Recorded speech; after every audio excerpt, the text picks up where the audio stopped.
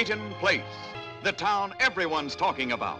All the people of Peyton Place, with all their joys and sorrows, passions and compassions, are on the screen at last. I'm going to tell you a hard truth about yourself. It isn't sex you're afraid of. You can say yes or no to that. It's love. That's what you can't handle. There's a place I know that I'd like to show you. That no one knows about. Not even you. It's my secret place. I know every spot within 3 miles of Peyton Place. Love? But you've always had that. Yes, by telephone, by postcard, by magazine interviews. You've given me everything. But yourself. Starring Lana Turner as the great stage star Laura Meredith. The men in her life, John Gavin. Her daughter, Sandra Dee, Susan Kohner, who was born to be hurt. I don't want to have to come through back doors or feel lower than other people or apologize for my mother's color. Don't say she can't help her color. But I can. It's ticklish business any way you look at it. Come on, we'll stick together.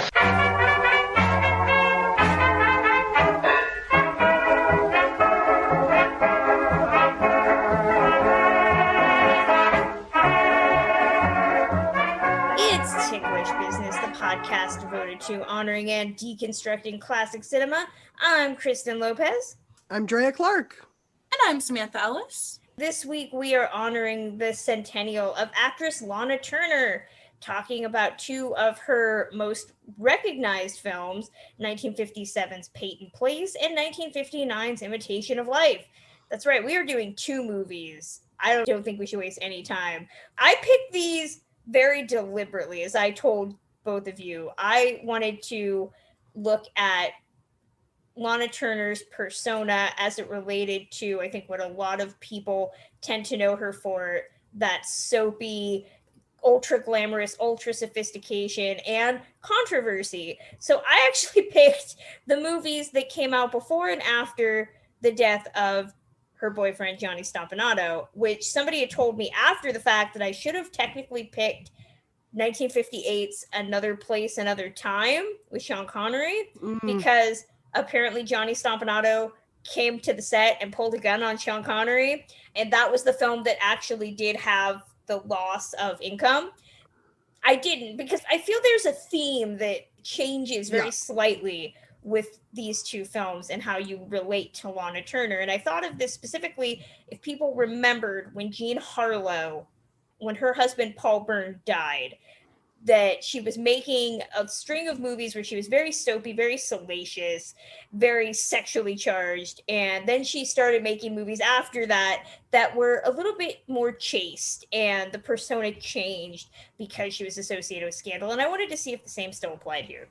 Not to mention, too, while we're talking about famous blondes and their boyfriends dying, changing them, the one that always comes to mind for me is Carole Lombard. I feel like it's never talked about.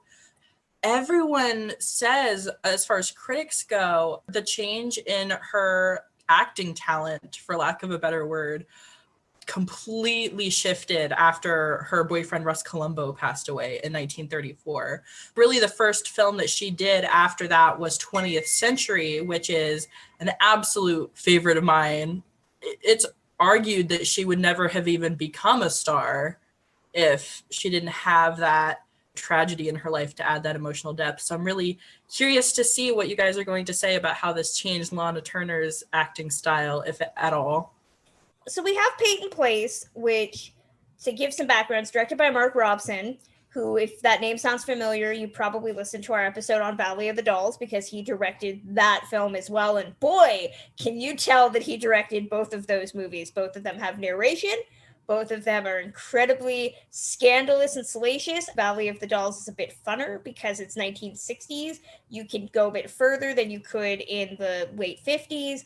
He directed it. It tells the story of a small New England town that is filled with secrets and scandal, based on a book by Grace Metalius, who hated this movie. There's a fantastic book, and the name escapes me right now, about Grace Metalius and her life after Peyton Place. There was a lot of ups and downs with her life after this movie came out. And then we have Imitation of Life from 1959, directed by Douglas Sirk, who also had done Magnificent Obsession, which is also a remake. It tells the story of a aspiring actress played by Lana Turner, who lives with a African-American widow played by Juanita Moore, and they each have a daughter, one played by Sandra Dee, which is Lana Turner's character's daughter, and the other by Susan Kohner. They all have a lot of issues that involve romance, life, race passing, very different themes, but the overall tone is still the same. Drea, I want to start with you. Had you seen both of these movies? What did you know about Lana Turner prior to recording? I'd seen Imitation of Life. I watched that at university.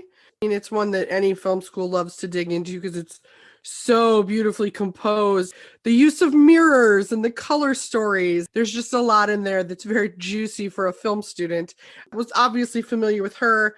The erroneous Schwab's spotting star quality as a teenager, which of course wasn't actually Schwab's.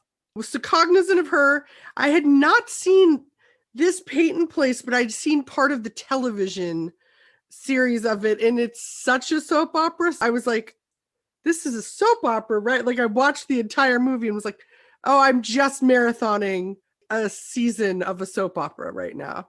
When you're listing all-time stars, Lana Turner's up there. Obviously, we've talked about her in other films as well. We talked about Postman, Always Rings Twice, obviously, which is probably the most recent. Lana Turner, I knew about the Johnny Stompanato murder before I knew about Lana Turner as an actress. It's a very weird way to get into her. I heard about the murder because I'm very into Hollywood crime. I read Cheryl Crane's biography of her mother that she had written, which is worth reading if you're interested in her perspective. And then finally I got into the films, and then you realize she was probably one of the most beautiful women before Marilyn Monroe turned up. Yet her career, I feel, very much has peaks and valleys of really trying to change with the era. And the Stompanato murder really did cement and try to change that persona somewhat. Samantha, I know you're a big Lana fan. What was your previous background with these films and the scandal and just Lana Turner as a persona? I would say my Lana Turner love is a little more recent. I've always found her absolutely beautiful, and I just devour every movie she's in. It wasn't until she was Star of the Month 2 years ago, in December, I believe it was, I watched just about every single film that they showed that month. I became such a big fan of hers. She's just about one of the most old Hollywood actresses there was. She was so of the time. And it's hard not to love anybody that dated Tyrone Power. I love seeing the pictures of them together. And she was so glamorous. I totally self-insert when I look at those pictures. I'm like, Lana Turner looked like that and dated Tyrone Power. I wish that were me. To be fair, though, Lana Turner dated a lot of men. True, but she said that Tyrone was the love of her life.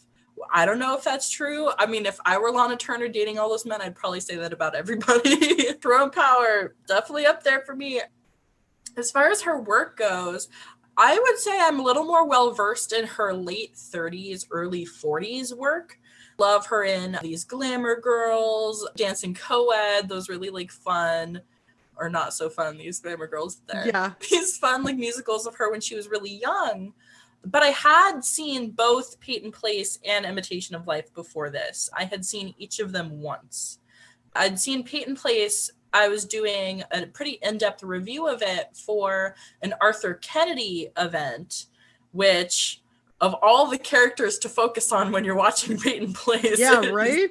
Arthur Kennedy's character. I didn't know. I genuinely did not know what his character was like before I watched this. I was like, oh, Arthur Kennedy was nominated for an Oscar for this. This is the movie that I'm going to choose, honoring Arthur Kennedy. And I learned the hard way that that was not what I should have done. Imitation of Life, just Cirque in general. I love him. As you guys know, in the top 3 discoveries of 2020, I've really been digging into Cirque lately, and that's definitely one of the films that I've seen of his and appreciated, and Lana just sparkles in it. And we'll definitely have to talk about the differences. She plays very similar characters, but the tone and the mannerisms and the emotions behind the characters are so different. And I'm excited to talk about that with you guys. Let's dive into Peyton Place, and then we'll talk about the crime, and then we'll go into Imitation of Life. Peyton Place is a movie that is ushering in this transition from movies to television. Like Drea says, it's a soap opera. It is at least a season's worth of TV in a 2.5-hour movie. It is really long. I was actually surprised rewatching it. Probably the first time I've seen it all the way through. Second time I've engaged with it. But I thought it was far more scandalous the first time I saw it, maybe because I'd only seen half of it. There are several plots, but the scandalous plot is Hope Lang's character, Selena Cross. She's the movie's definition of poor white trash, who is raped by her stepfather, played by Arthur Kennedy, gets pregnant. Something happens and she gets an appendectomy, which is essentially a termination. Arthur Kennedy's character comes back. There's an altercation. She bludgeons him, and then she goes on trial. That's literally the last maybe 20 minutes of the film. The rest of the movie is more trying to evoke what Splendor in the Grass did a lot better, which is talking about wayward teens who are all horny and want to take their clothes off. What poor Lana, as the character of Constance Mackenzie, her name is Constance, so you know exactly what you're getting when you see her. Or do you? You know, dun, dun, or do you? And she has a daughter, Allison, who is played by Diane Varzi. There is this interplay of Lana's character being very concerned about her daughter getting naked with boys or making out with them or even being in the same room with them. It becomes just insane. But you can see this film being a launch pad for a lot of other soapy films that had happened before but would really intensify in the early 60s. It stood out to me because I knew we were talking about it in the umbrella of Lana Turner performances, because Peyton Place is a true ensemble. I mean, there's approximately 130 characters. So she is one of those. She meets a love interest in the new high school principal, and then her storyline with her daughter, and then some interaction with her maid, who's played by Hope Lang character's mother. It's a soap opera. I'm hearing myself. It's a soap opera. It's all, everybody's intertangled. It's a small town. My thing with Peyton Place that was interesting to me, I agree, Kristen. I always thought of it as being very salacious. It's really interesting. One of the first characters you meet is Miss Thornton. And I got such a wannabe Thornton Wilder vibe from this in terms of small town analysis and everybody's in each other's business. But I never felt like, even by the end, and maybe it's because there's zero subtext to any of this. There's no themes. There's no emotional resonance. It's just story, story, story. But the whole premise and the big speech at the end, and what's held Lana Turner's character back the whole time, is she's been living with this secret, and it's dictated how she raises her daughter, and looking at Lana Turner's life in the realm of that, and also how it affected the marketing even of this film is fascinating. The film falls short because I don't think the town ever really comes across as mean and small-minded as it's supposed to. There's one lady with some bad hats who seems to do a lot of gossiping, but I feel like if you ran her out of town, it'd probably be okay. Whereas everything is, all of the storylines, the arc of them is that there's something someone's either been hiding or they're facing repercussions because of this town. It didn't always land, but watching Lana Turner and knowing once it's revealed that her character is hidden the whole thing about basically the paternity of her daughter and her own backstory and how that's made her be this forcefully moral character. Fascinating how they took that and then how it boosted the eventual box office of this movie when she faced her own stuff with her real life daughter. I mean, the crossover in this is, it's bonkers. Like, it's insane that this was being released while all her real stuff was happening, or that it had come out and was still in the theaters. The Johnny Stompanato thing would happen in April of 58, and this film was still, because of the way movies were released, still trickling into smaller and smaller theaters, and films had a far longer shelf life in the theater than they do now. And you're totally right. Somebody could watch both of these movies and say they're both presenting Lana Turner as a devoted mother, but that devotion is different in each film. Here, that devotion is to her daughter's chastity and her daughter's reputation, how her reputation being the mother, learning that she had her daughter out of wedlock, and she is actually the illegitimate child of a married man. Again, that all plays on Lana as being a multiple divorcee, having a very public life, the sins of the mother trickling down.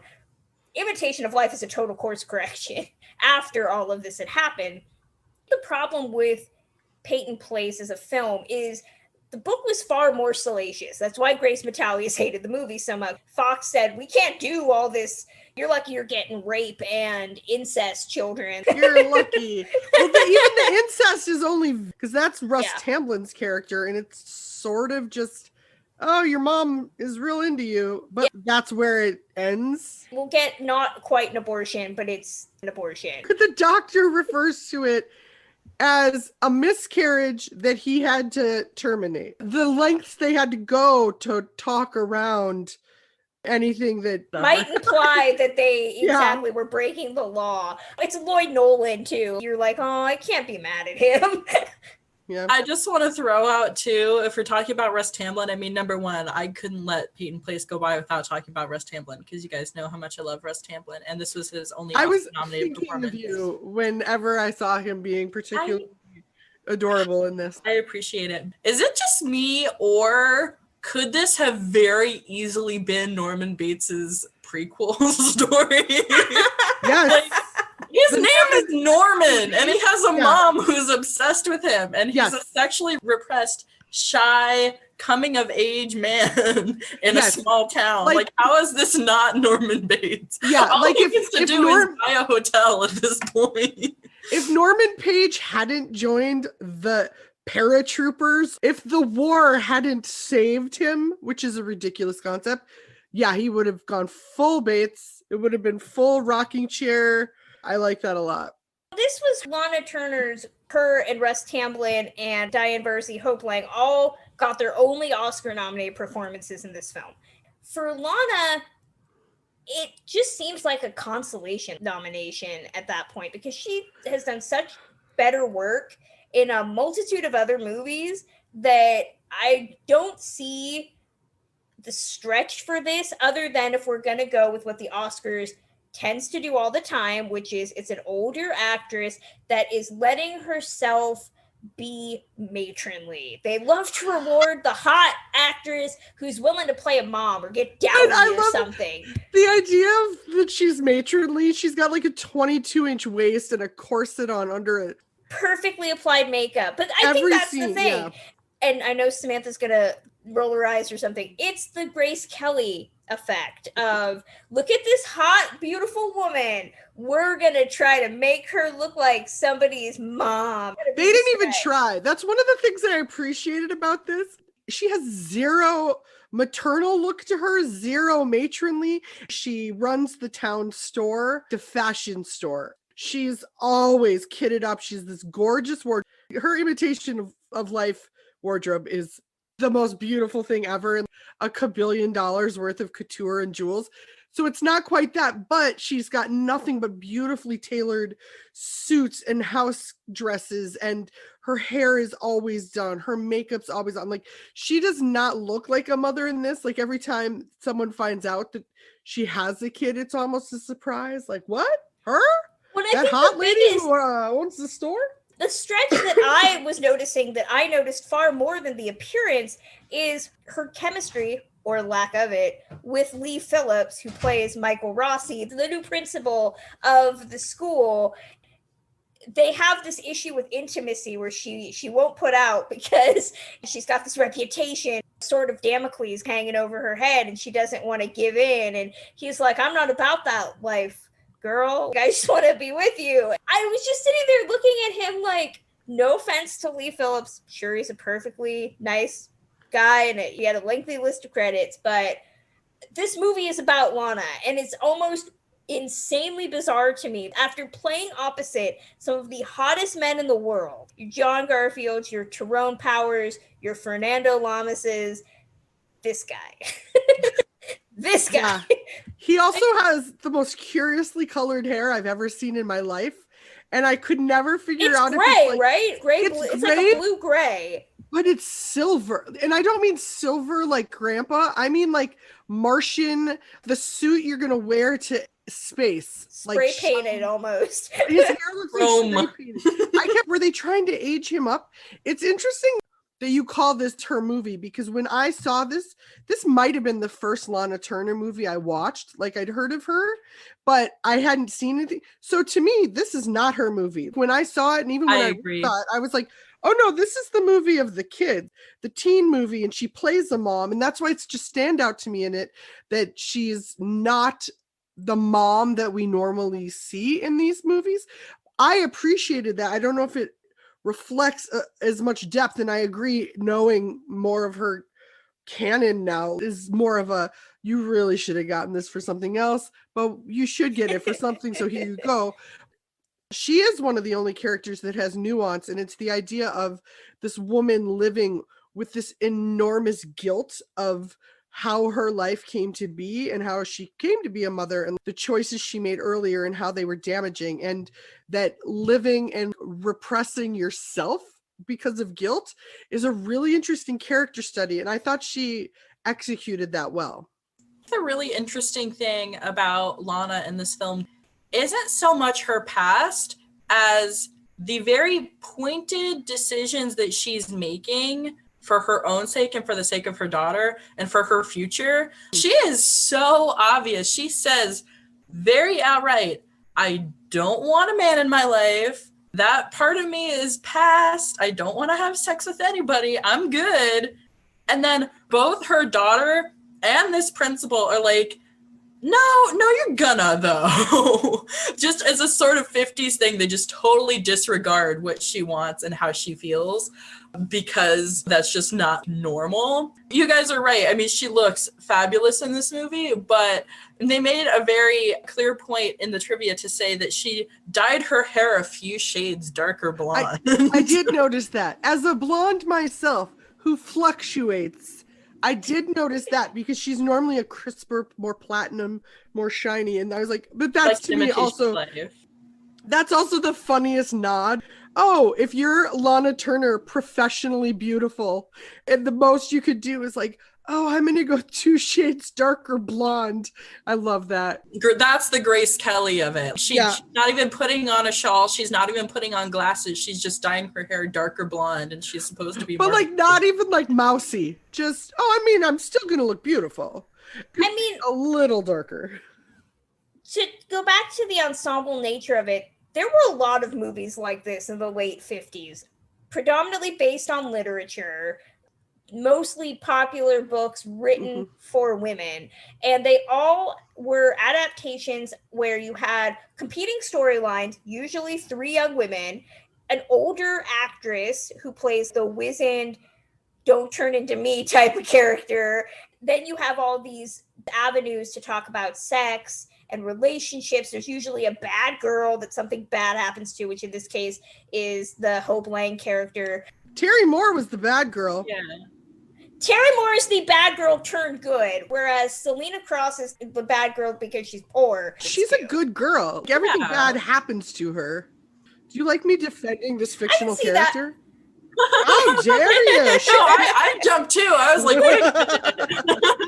I'm using bad in the sense that because there is a class difference, the movie is cementing that everything bad happens to her because she's poor, because she doesn't come from any money. She isn't able to rise above her circumstances until the end with the trial and all of that. But it made me think of something like The Best of Everything, which also has Hope Lang in it, oddly enough.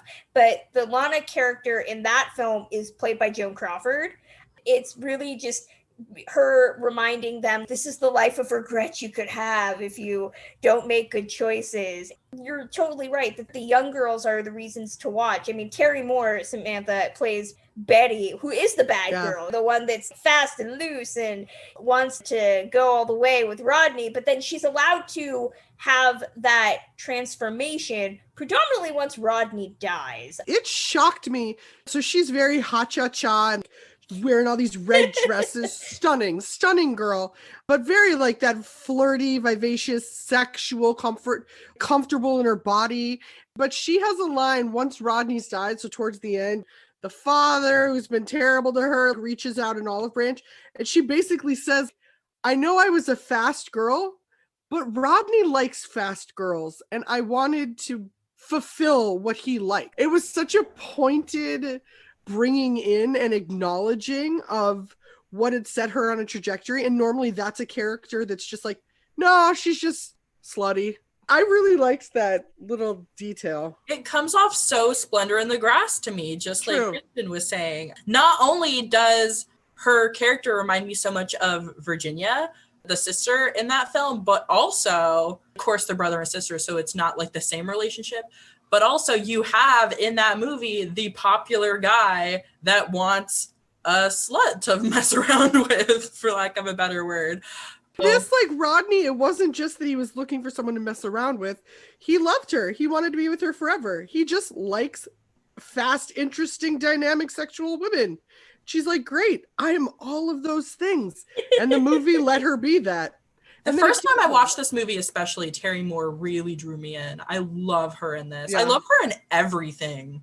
Honestly, I need to see more of her work. She's still with us. She's still with us. Yes, she is. Yes. Diane Varsi and Hope Lang. Hope Lang gets the meteor role because, again, there's crime and all of that. I liked her better in this than I think I liked Diane Varsi, if only because poor Diane Varsi as Allison McKenzie, who's our narrator of all things, really does fall into, if you've seen Valley of the Dolls, the main character from that film, which is just the nice girl, doesn't have a whole lot going. She's on the right path. She's making good choices, but she's not particularly interesting.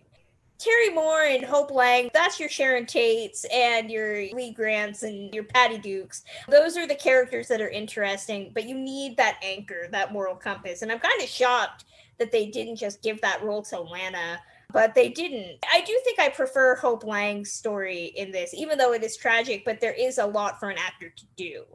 Oh, absolutely. And we were talking about whose movie is this. Funny enough, I do think it is Allison McKenzie's. I mean, not only because she's the narrator, but I feel like the whole thing is sort of framed around her life and the people that she knows and is involved with. It seems very Laura Ingalls Wilder. Maybe I'm just saying that because she's an author. But absolutely, it's like, this is the story of my life. These are the people that I know. These are the good and bad things that happen to them. As I'm growing up in a small town. You are so totally right that as much as this movie wants to be salacious, it really is the Little House of salacious The Little text. House on Peyton Place. The Little House, exactly.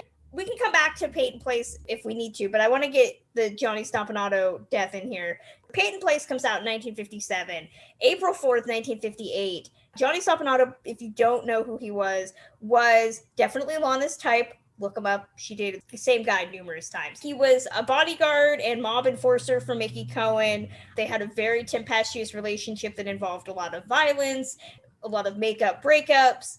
Lana Turner just gotten out of, I believe it was her fourth marriage with Lex Barker, who Cheryl Crane would accuse of assaulting her as a child. So mother and daughter already had this very fraught relationship. On April 4th of 1958, there's rumors that her and Johnny Stompanato and Lana Turner had gone out to buy cutlery.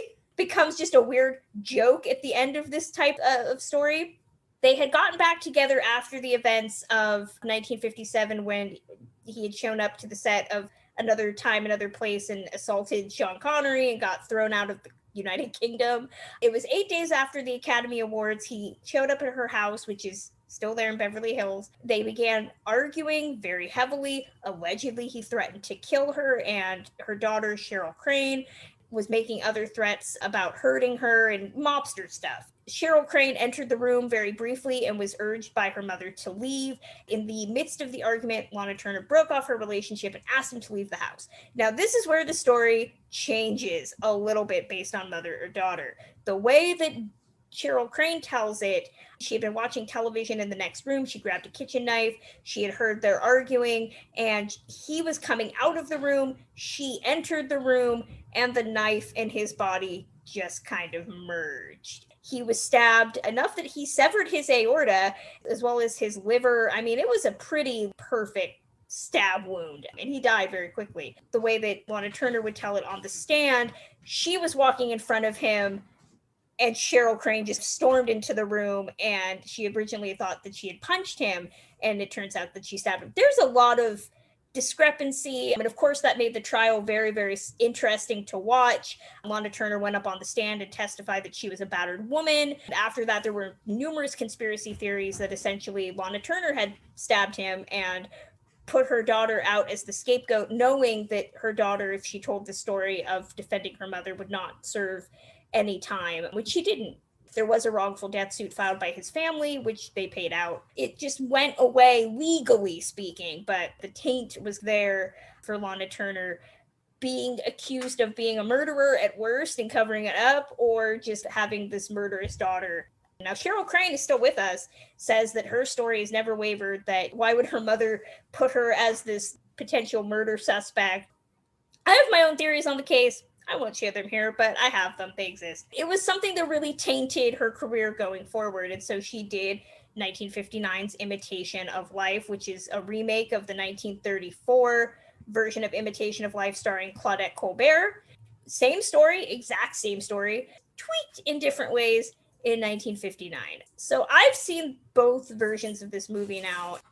I like 1934 for a lot of reasons. Racial dynamics wise, it's oddly enough, the 30s version is a lot more progressive than I'd say 59 is with regards to the relationship between the white character and the African-American character. They're both women. It's weird that it's changed. This is definitely this return to the glitz and the glamour. It's a very beautiful film. It's Douglas Sirk. She gets, and I was noticing this as I was watching it, John Gavin is really hot, but he also kind of looks like Johnny Stompanato. Is that weird that we cast a guy that looks like him? It's a very deliberate mother love course correct in the vein of Stella Dallas, where Lana's character is very determined to be a career woman, but then at the end has this come to Jesus moment where she's like, oh no, what if I've forsaken my daughter? Her and I love the same guy, but this isn't Mildred Pierce, so it's not going to end in murder. Which, oh God, that's another reference that would have been really weird post 58. Drea, what do you think? Where do you want to start with this? It's interesting because I think that the differences in terms of how the mother's mother in these films, in Peyton Place, she is this very helicopter, overwhelming, aware of every single detail, questioning every single choice. She's a negligent mother in Imitation of Life. She wants to be an actress. She sets up Kate and Allie scenario with her and Juanita Moore's character who moves in, and then they're raising their two daughters together. And I would love to see a brand new version of this movie that takes on that as much as it does the passing element. She is not a great mother. She's absent a lot, not paying a ton of attention, there for the special stuff in the holidays, but distracted, out of it. And so when she makes her big turn of, oh, I need to be a better mother, her daughter's 18. She's about to move out and go to college. I don't know if this is a redemptive arc. You've been kind of a terrible mother this whole time, but in a loving way, not in an abusive way, if that makes sense. I don't know if you get more credit if you're just negligent than if you're outright abusive. There's shades of damage you can do, you guys. Don't let me try and make it black and white. Pun intended. Lana is on the totally opposite ends of the spectrum here in both films. You've got too much and then not enough. If we had to pick one here, I would say that Sandra Dee seems fairly happy, aside from the fact that she wants John Gavin so bad, which I can relate. Who can blame her? Nobody blames her. I will side note, and then I'd love to hear more from Samantha, but the realization that they had a Latino lead in this movie that had all of this stuff about racial dynamics, and it was never mentioned, I also found super interesting. That's something we can put in a whole other thread someday. Wait, who do you mean? Hold on, John Gavin's Chilean Mexican. No. Yeah, he was the ambassador to Mexico in the 80s. I just watched him in Midnight Lace trying to put on a British accent, so I don't even know what he is anymore. He is my original Big Dumb Beautiful Baby. So much. Yeah, I love him so much. Hitchcock didn't love him. We need to do an episode on him. He's another one of those, like James Garner, where we all have that singular moment of, oh wait, all three of us love the same man. It's funny you mentioned that, because my whole Latin origin as far as the cast of Imitation of Life is Susan Kohner, because I'm a huge fan of her mother, Lupita Tovar, who starred in the Spanish language version of Dracula way back in 1931. I'm a huge fan of both of the work of her sons, Chris and Paul Weitz. And let's talk about the fact that this movie has an African-American subplot starring poor Juanita Moore as the only actual person playing the character that they're supposed to be playing. Let's address the elephant in the room. The elephant in the room. So there is a race passing story in this film. It was there in 34 as well. Juanita Moore's character, Annie Johnson, has a daughter, Sarah Jane, played by Susan Kohner. Now, Susan Kohner is a Latino woman playing a Black woman who is trying to pass for white. Pin that over here. At the same time, the character is also doing this race passing in a way that she gets beaten by Troy Donahue, of all people. She ends up trying to be like a showgirl, moves as far away from her mother as she can, to the point that she tells her mom, pretend I'm dead, don't come looking for me. And it isn't until her mother, who is the ultimate example of piety and self-sacrifice and good-hearted African-American experience, right down to having the spirituals playing and this huge, predominantly Black neighborhood turnout for her funeral. Isn't until she dies that Susan Kohner's Sarah Jane is like, oh no, maybe I made the wrong decision. The race passing element, I mean, it was there in 34, and I know they were never going to cast a biracial actress. They come with the To be fair, she is a biracial actress. She's just not African American and white. Thank you. Yes. But I think that the problem I had comparing this to the 34 film specifically is that in the 34 film, Claudette Colbert and Louise Beavers, who plays the character in 34, they have a true friendship. They're both businesswomen. They start a business together. They are always partners. And the problem that I had with 59 is that we always remind you that Juanita Moore is her friend, but she's also her mate. That was the problem that I couldn't really get over. But for me, in comparing the two of them, in the first one where they're partners, there's a whole drama that comes up because there's this stolen recipe, business thing that goes away. Whereas by this of separating their careers, they are just friends. They are just support for each other. And it takes away an element of drama that this film does not have the time to get into. They've also done a thing which is unfair to look at, but Juanita Moore is incredible. And yet from the beginning, when she and Lana Turner's characters meet, are introduced, and are brought into each other's lives, it's dictated by Juanita Moore, the role that she's playing. She's continually told, you're not the maid. Can I hire some help for you?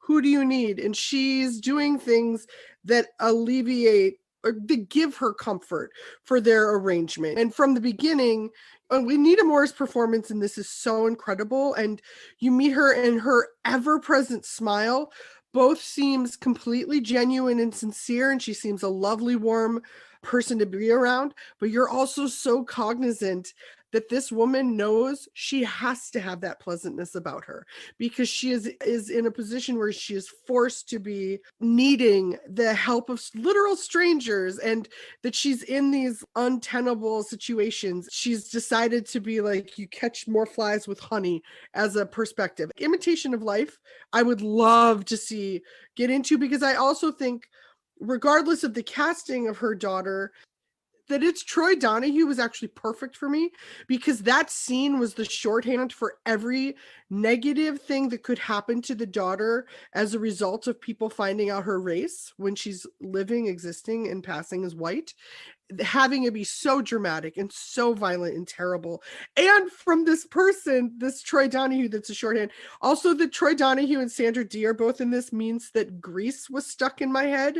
That song from Grease where they're both mentioned.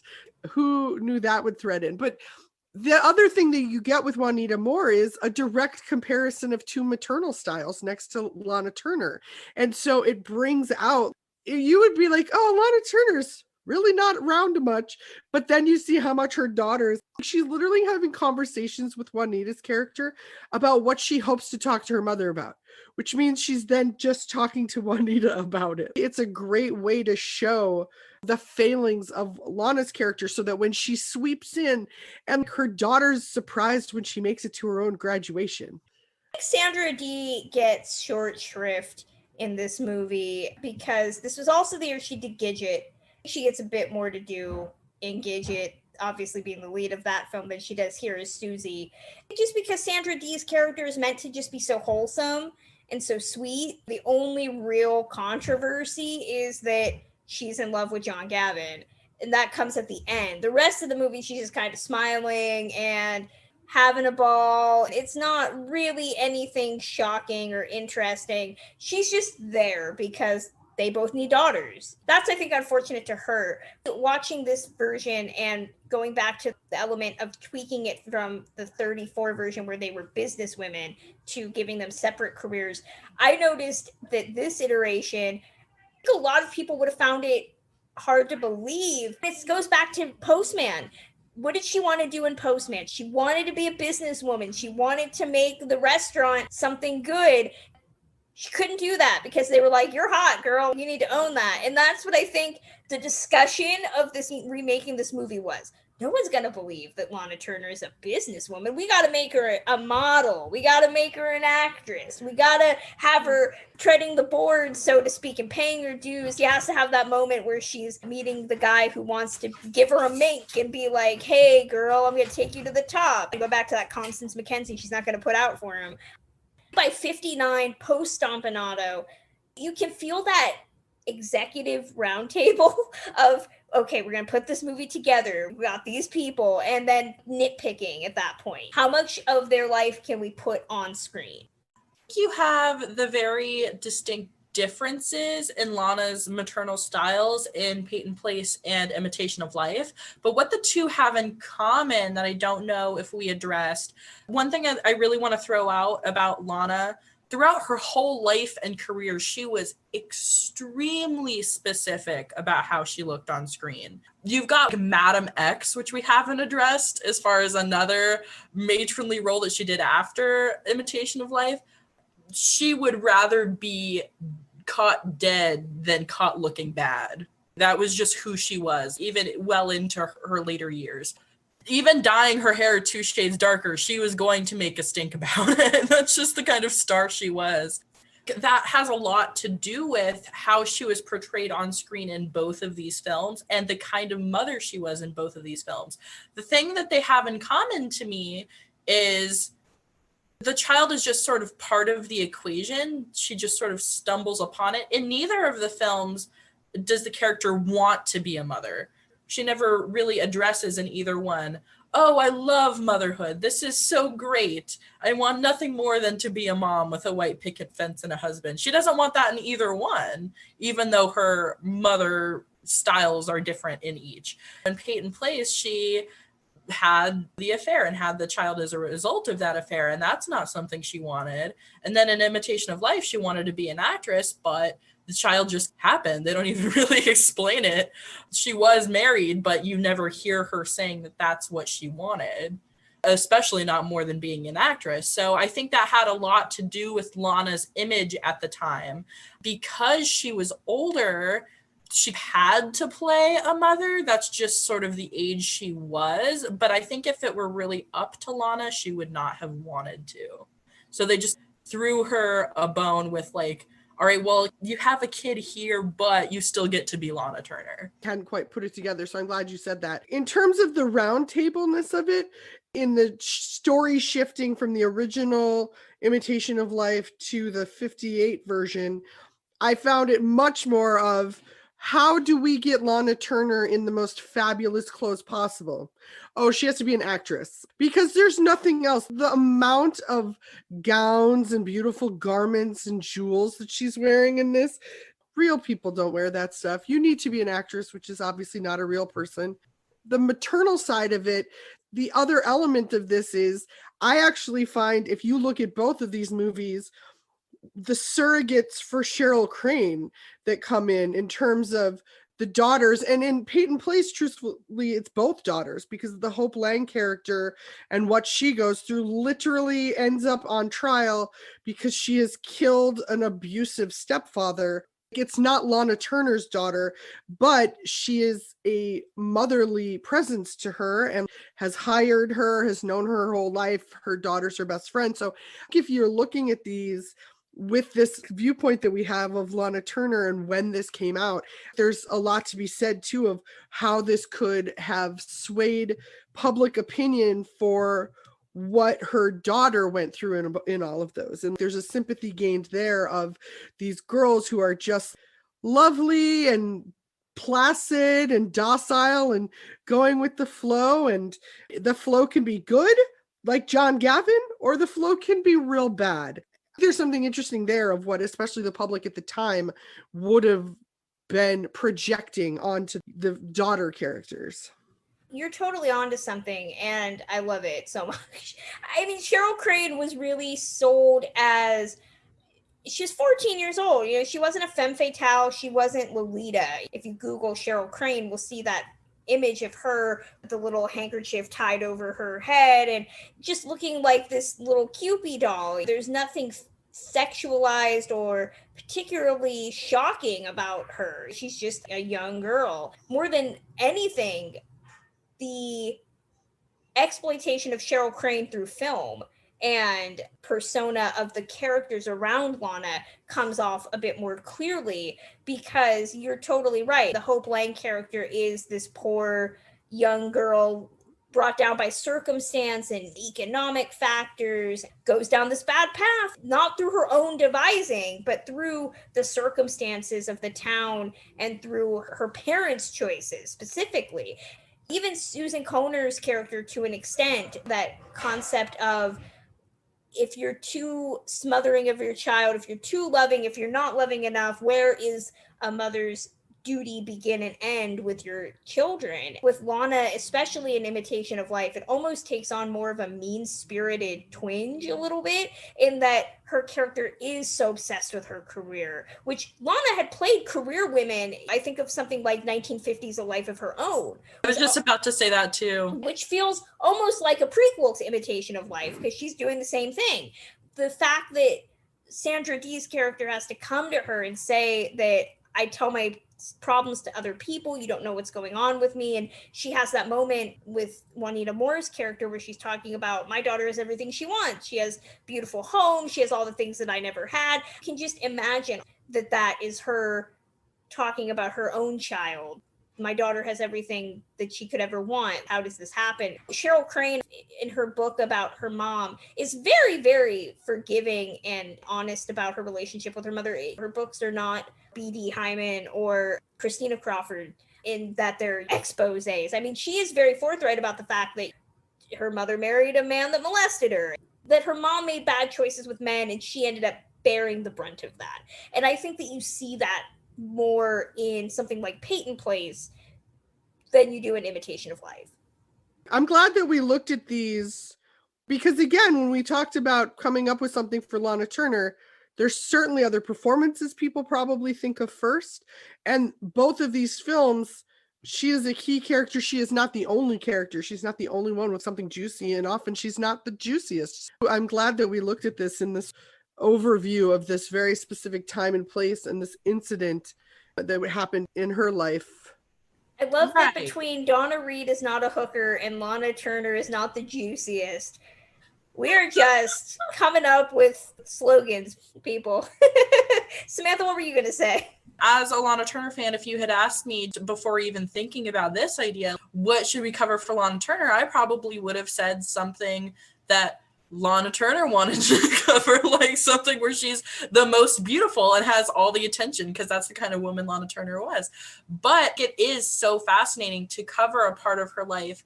It was such a transition. She really had to work hard to transition into these kinds of roles. Even though it wasn't necessarily what she wanted, she still absolutely made the best of it. And she was still as glamorous as she could be and as Lana Turner as she could be. It's amazing to look into her life too. I will also point out, if this wasn't obvious already, you've got the Peyton Place, you've got the Imitation of Life. If we had time to throw out a third, we all know that it would be Madam X. I haven't seen it, but I think I have that in Portrait in Black.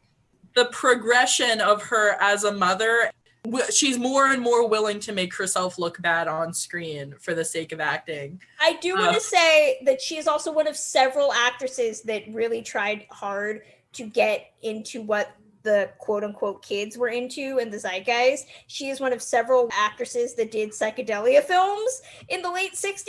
I have not seen The Big Cube, but I have heard stories, it is legion, of how weird and bizarre it is. I am very interested to see Lana Turner 10 years later, from where we are with Imitation of Life, into something like The Big Cube. Definitely see Madam X. I feel like if we're doing like a triple feature, that's the third to complete the puzzle. Not only is she truly, truly amazing in it, you also got Keir Dullea. You know my favorite soft boy is always a reason to watch. Talking about Lana, if you're gonna give Lana an Oscar nomination for making herself look bad on screen and for trying to tackle those older roles, I don't know why she didn't get one for Madam X. It is what it is. Funny thing to throw out, now that we're having this conversation, what would we nominate Lana for if we had to choose only one? Okay, while you guys are thinking about that, I would just like to make sure we've covered that her old mom roles in Peyton Place, she was 37 or 38. So settle down, ladies. She really does look bad in Madam X. Settle down, girls. Yeah, Madam X, sure. But in this, you're like, oh, does she have a single forehead crease? Ooh, can't have that in the 50s. Oh my, what a hag. It's tough to figure out what I would nominate her for or give her an Oscar for, because there's so many options. I would go with what I mentioned before, which is Postman Always Rings Twice. Being Cora Smith, unfortunately, was a bit of a curse, but she really does showcase her talent and tries really hard to rise above what audiences expected of her. And she really does create a character that is so desperate to not be perceived as the hot blonde gold digger. And then, because it's a film noir, the fates align to send her down that path anyway. So that's the one I'd give her for. That one almost even goes without saying how dynamic and amazing she is in that role. So that's really up there for me. If I had to choose one, though, maybe I'm biased because she just looks so amazing in it and your whole attention gravitates towards her, but Ziegfeld Girl, she's really amazing. Talk about movies where she has a lot to do. If you can distract me from Judy Garland and Hedy Lamarr in a film, you're really doing something for yourself. And Lana Turner does that. I would also say keep her powder dry. I think I've thrown that one out on this podcast before. It's like the female version of From Here to Eternity, as close as you can get. She's really good in that too. I just want to throw out as many amazing Lana Turner movies as possible to honor her 100th because it's so cool. My vote is for The Bad and the Beautiful, but I also want people to please go look up every episode of Falcon Crest that she was on. And if you're wondering about people wanting to keep it down for the kids, and then also the older viewers later in life, bless her. Isn't this the second episode in a row we've talked about Falcon Crest? No, my friend, last time I brought up Dynasty. Oh, okay. Always okay, here with the TV references. We got a lot of emails and tweets specifically from people, as there are a lot of Lana fans out there, and I want to give them a chance to share their thoughts. The Valley of the Dolls podcast, interestingly enough, at VOTD_pod said, love Lana. Top picks for me are Ziegfeld Girl, The Postman Always Rings Twice, The Bad and the Beautiful, Imitation of Life, and Samantha's beloved Madam X. That's literally the definitive Lana Turner list. Those are the films we listed. Yeah. The next one is from Comma Splice at Oxford Splice that says The Bad, the Beautiful, and Imitation of Life, but their guilty pleasure is Portrait in Black. John Kramer said, my all-time favorite beautiful movie actress, seeing her in the white outfit in Postman Always Rings Twice is etched in my mind forever. Christian Young at Chris Opera 1 said, I think my favorite performance of hers is in my guilty pleasure. Now, they call it a guilty pleasure, Samantha, Ziegfeld Girl. It's a deeply silly film, and it took me at least 2 viewings to realize it was set in the 20s, but I love Lana's performance. I have to watch it whenever it's on. She is a little overdramatic, if we're being honest. I don't know if you guys have seen it, but that moment where she's half falling, half fainting, rippling down. It's my favorite gif. Exactly. I mean, it doesn't get more dramatic than that. And our last one on Lana is from G at Garen Groom, who says, what would have been Lana's 100th birthday is February 8th, the epitome of a movie star. Why has there never been a movie of her life? Quite the backstory. And that's an interesting thing. I talk about biopics a lot. I do a whole bonus show for this podcast about biopics. And I would definitely be interested in seeing a Lana Turner biopic. I'm surprised there hasn't been one, but as we've talked about on Based on a True podcast, the biopic world is still very heavily white man. If you aren't Marilyn Monroe or Audrey Hepburn, they don't tend to greenlight biopics for you like they used to. But I was watching Imitation of Life, and stay with me, people. I have logic for this. I kept thinking it would be really interesting to see Katherine Heigl play Lana Turner. They're very statuesque, blonde, good cheekbones.